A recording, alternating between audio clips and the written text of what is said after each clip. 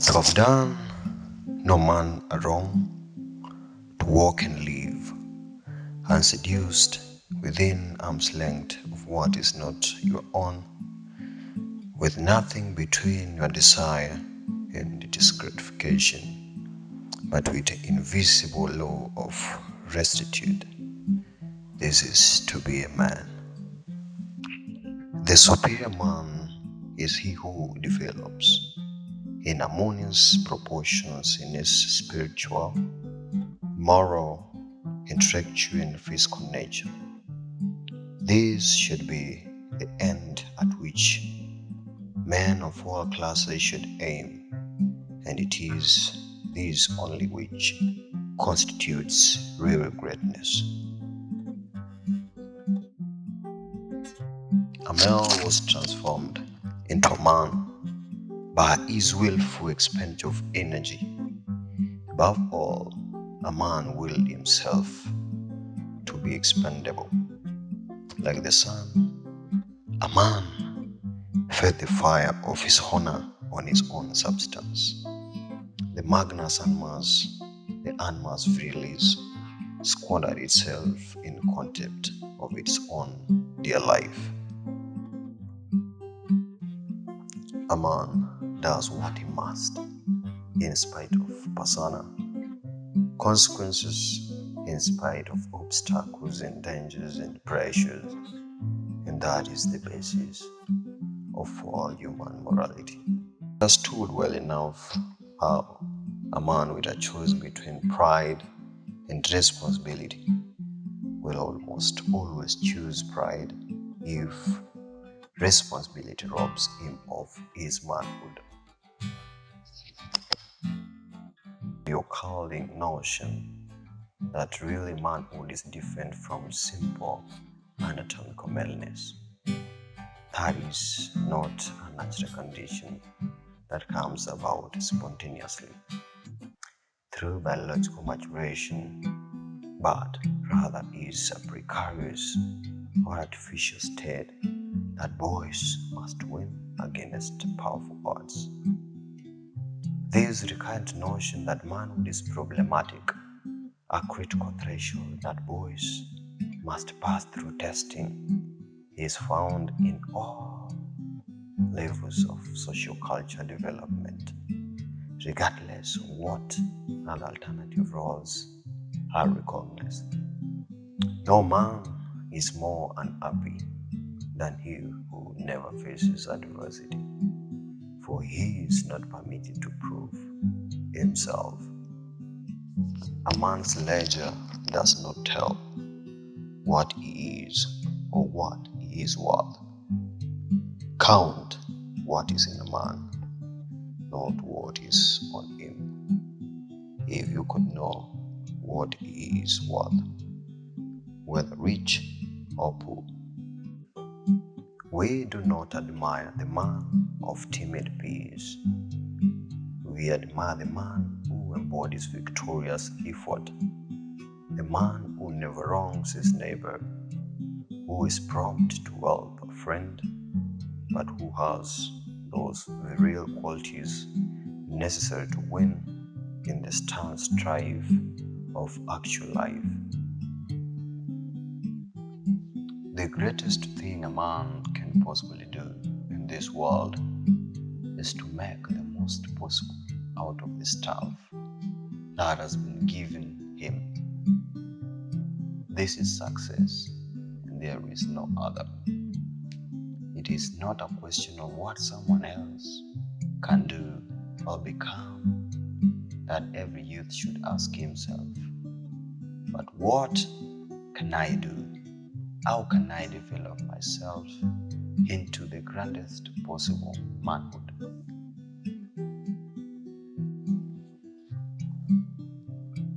Contemporaries appreciate the man rather than the merit, but posterity will regard the merit rather than the man.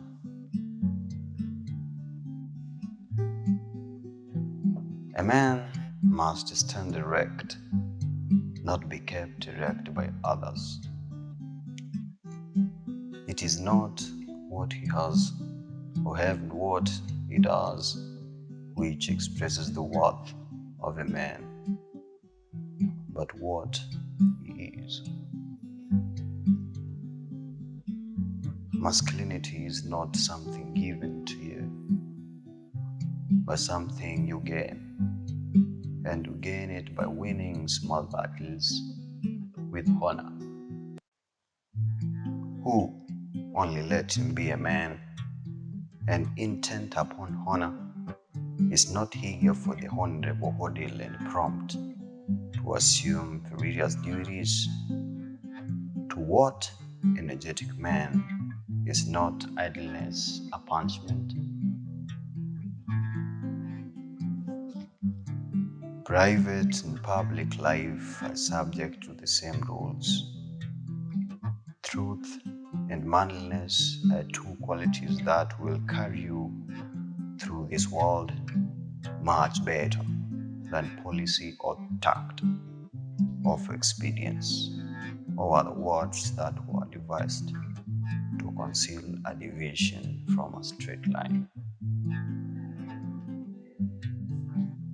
Men have discovered their distinctive virtues and vices through grappling with the perennial dilemmas and demands of love, courage, pride, family, and country.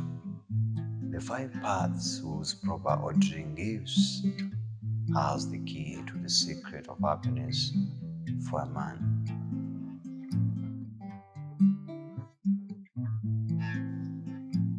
The courage we desire is not the courage to die decently, but to live manfully.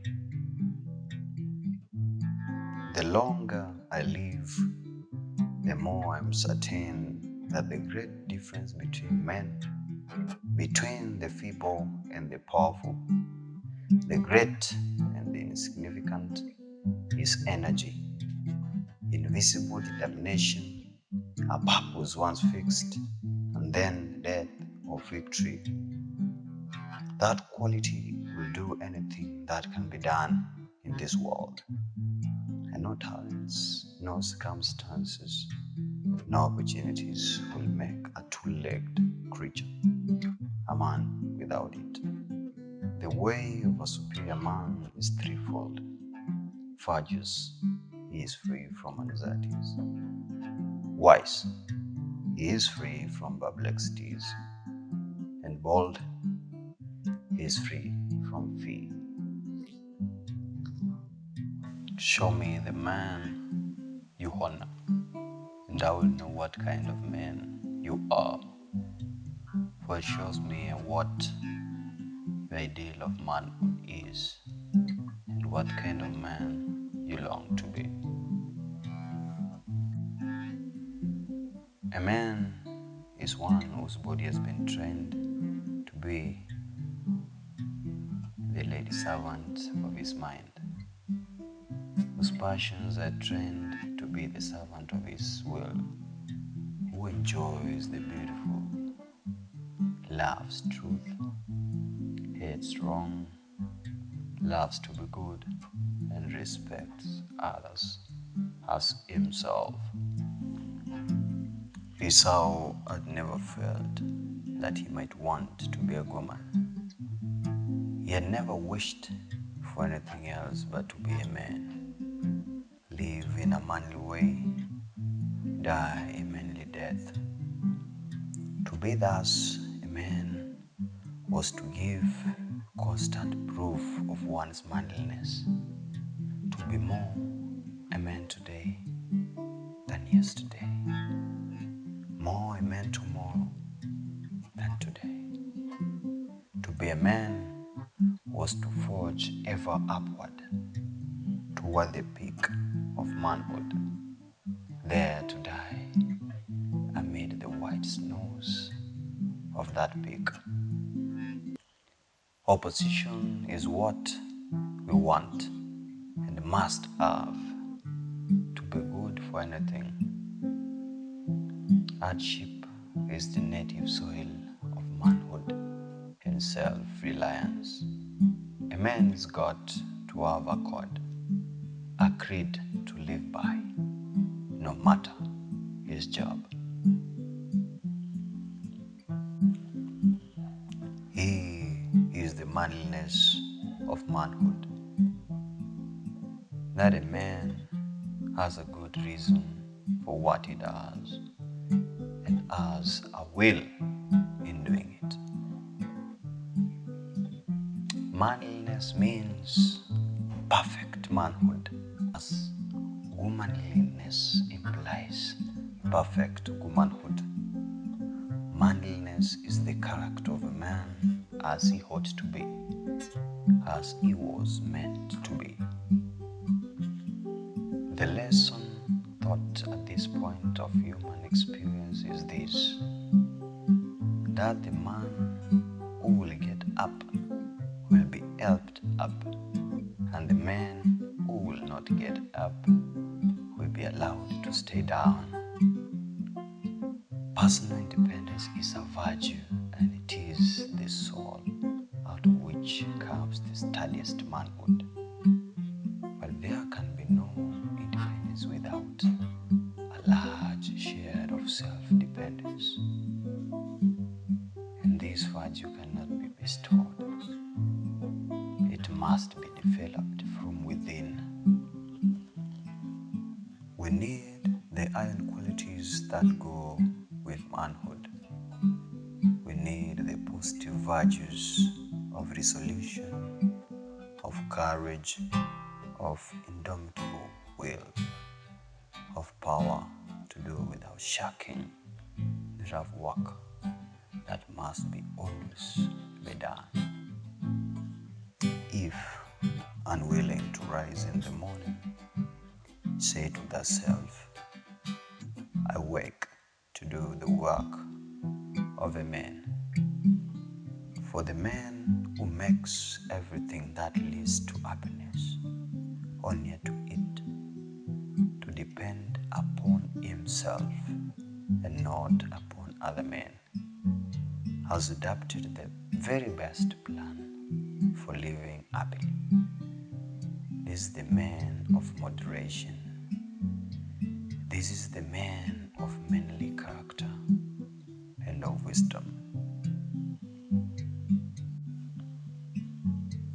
It is not necessary for a man to be actively bad to make failure in life.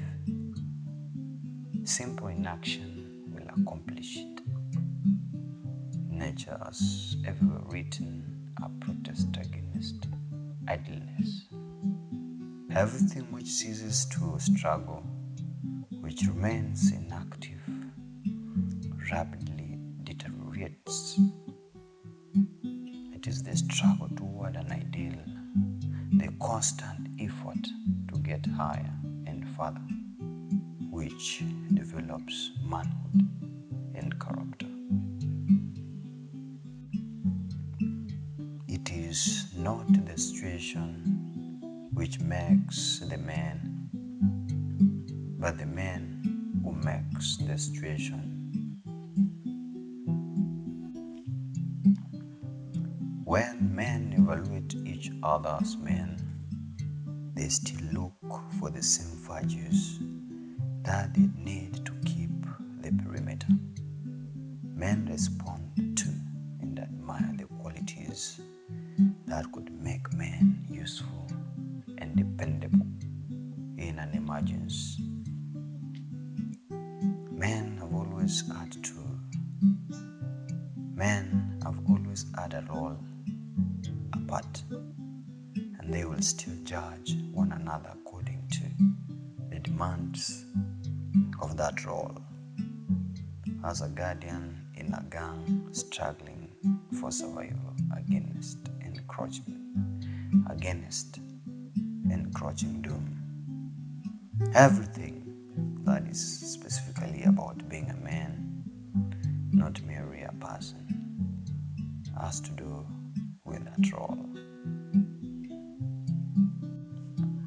This is the test of your manhood.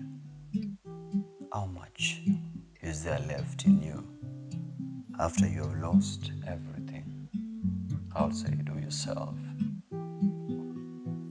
It is very sad for a man to make himself to a single thing. His manhood was taken out of him by the truly pressure of successful business. I should not like to be Mary, a doctor, a great lawyer, a great minister, a great politician. I should like to be also something of a man. The man who is deserving the name is the one whose thoughts and exertions are for others rather than for himself.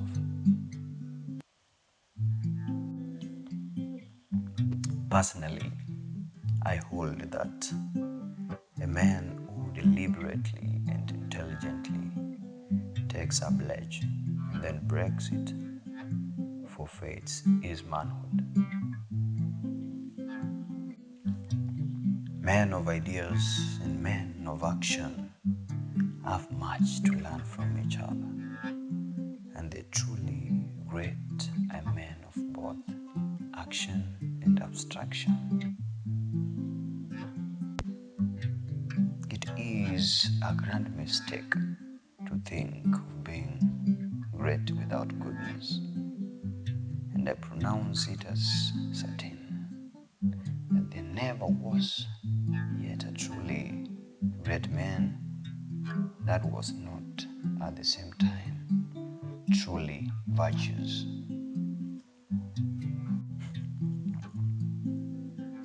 Adversity turns manhood, and the characteristic of the good or the great man is not that he has been exempt from the evils of life, but that he has surmounted them. The chief constituents of what we call manhood are moral rather than intellectual. There is one rule above all others for being a man. Whatever comes, face it on your feet.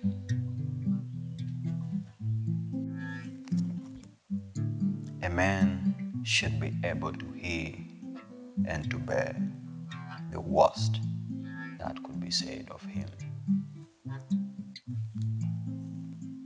Duty is the essence of manhood. When someone tells a man to be a man, they mean that there is a way to be a man. A man is not just a thing to be, it is also a way to be, a path to follow, and a way to walk. Some try to make manhood mean everything. Others believe being good at being a man can't mean everything, and it has always meant something.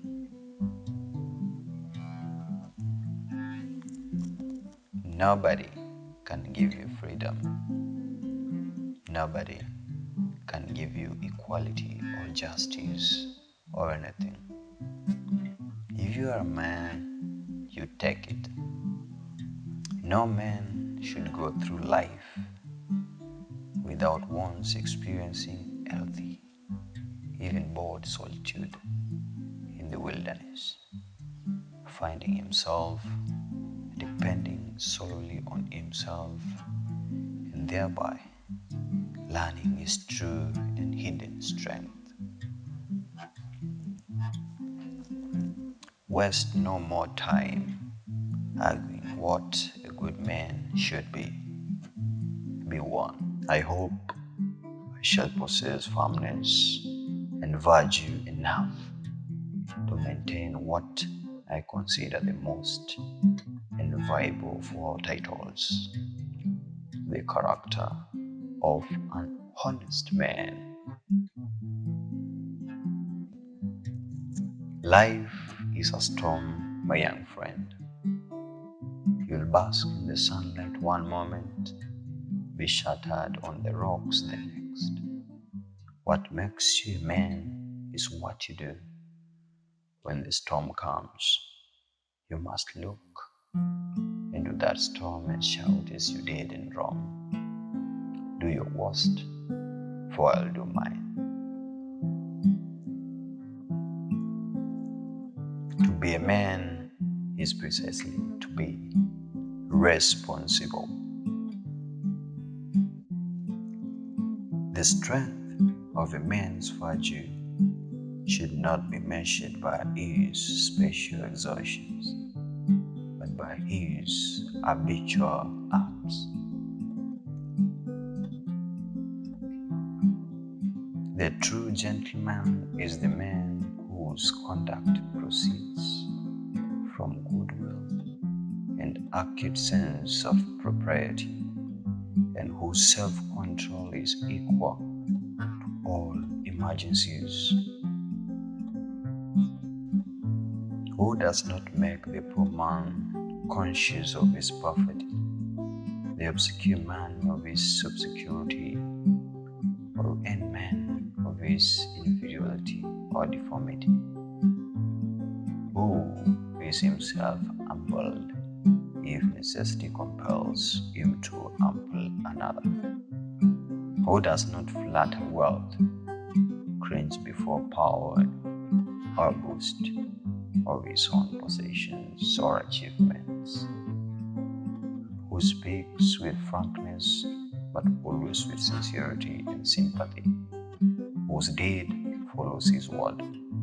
Who thinks of the rights and feelings of others rather than his own, and who appears well in any company? A man with whom honor is circled and virtue safe. And a man provides, and he does it even when he is not appreciated or respected or even loved. He simply bears up and does it because he is a man. Our grand business is not to see what lies dimly at a distance, but to do what lies clearly at hand. Manhood at the most basic level can be validated and expressed only in action. Big jobs usually go to the men who prove their ability to outgrow small ones. Having thus chosen our course without guiles and with pure purpose, let us renew our trust in God and go forward without fear and with manly hearts. If you know history, you know that there is no such a thing as a self-made man or a self-made woman. We are shaped by the people we have never met. If a man does not have an ideal and try to live up to it, then he becomes a mean, base, and solid creature, no matter how successful. Nothing great will ever be achieved without great men, and men are great only if they are determined to be so. For glory gives herself only to those who have always dreamed of her. I have missed more than 9,000 shots in my career. I have lost almost 300 games. On 26 occasions, I have been entrusted to take the game winning shot. and I missed. I have failed over and over and over again in my life, and that is precisely why I succeed. The bravest are surely those who have the clearest vision of what is before them, glory and danger alike, and yet, notwithstanding, go out to meet it. Let men be wise by instinct if they can, but when this fails, be wise by good advice. I learned that courage was not the absence of fear, but the triumph over it. The brave man is not he who does not feel afraid, but he who conquers that fear. Every man must decide whether he will walk in the light of creative altruism or in the darkness of destructive selfishness. The ultimate measure of a man is not where he stands in the moments of comfort and convenience, but where he stands at times of challenge and controversy. The small man gasps, the average man lets him, the great man stays silent and allows what is said of him to make him greater still.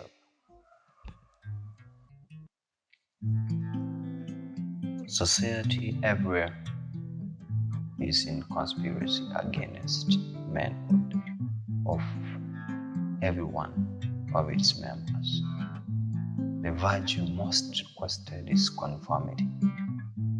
Self-reliance is its salvation. It loves not realities and creators, but names and customs.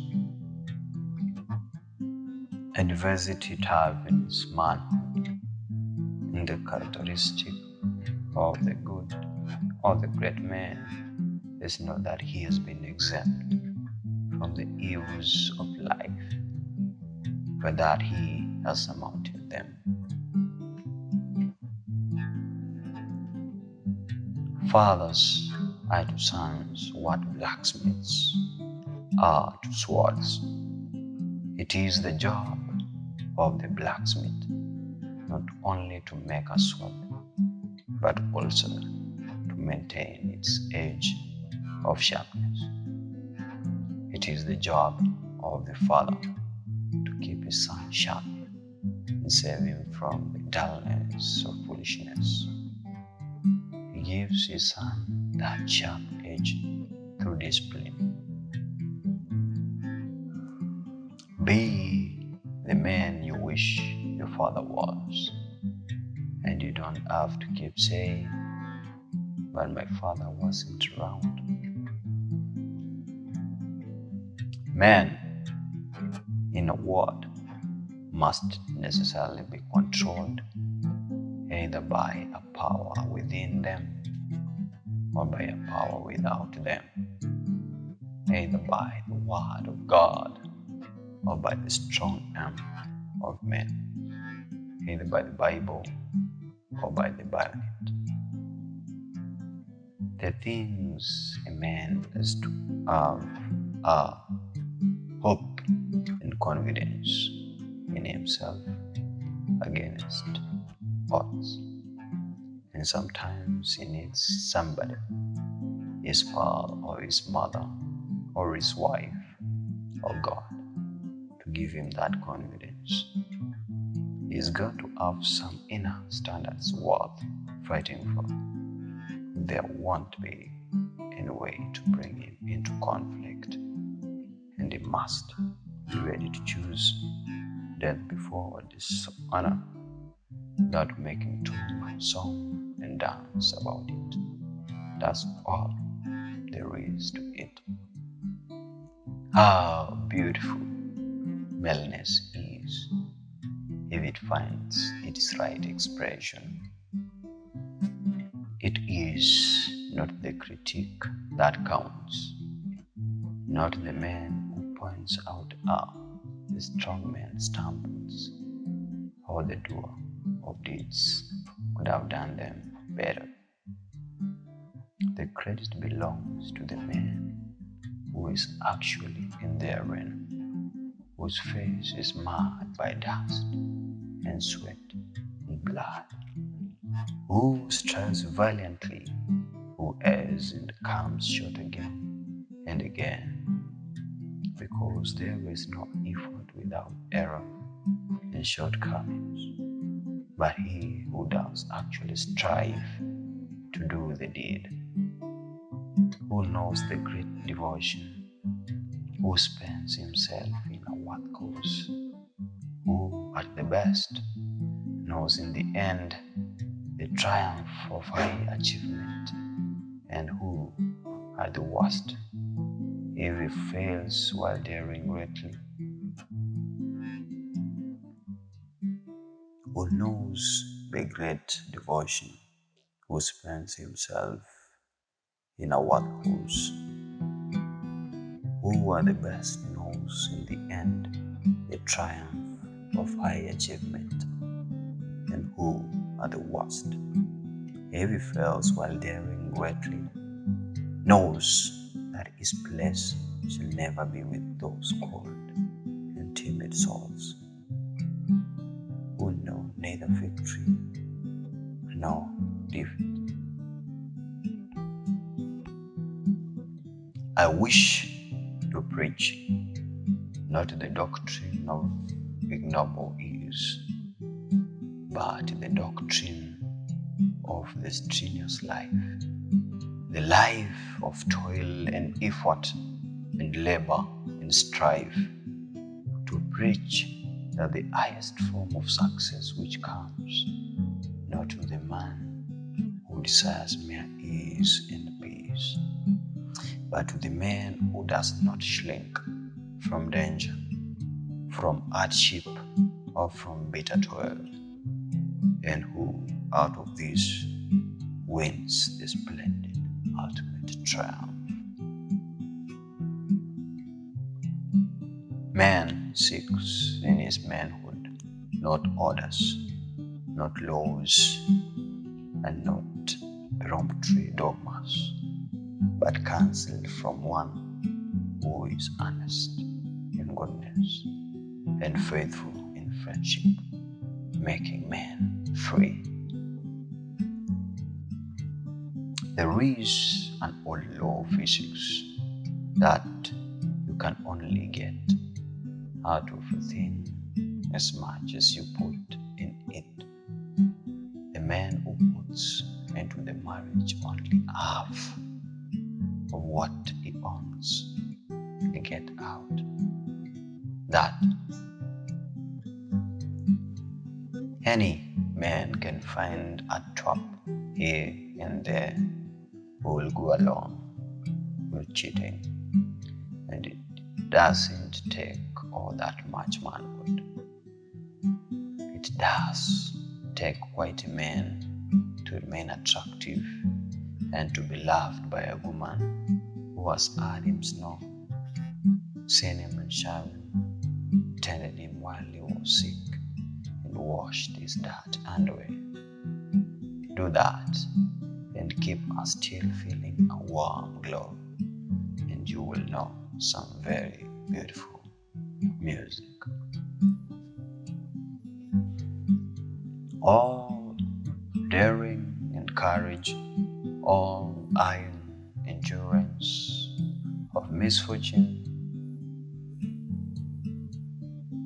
make for a finer and nobler type of manhood. In times past, there were rituals of passage that conducted a boy into manhood, where other men passed along the wisdom and responsibilities that needed to be shared. But today, we have no rituals. We were not conducted into manhood. We simply find ourselves there.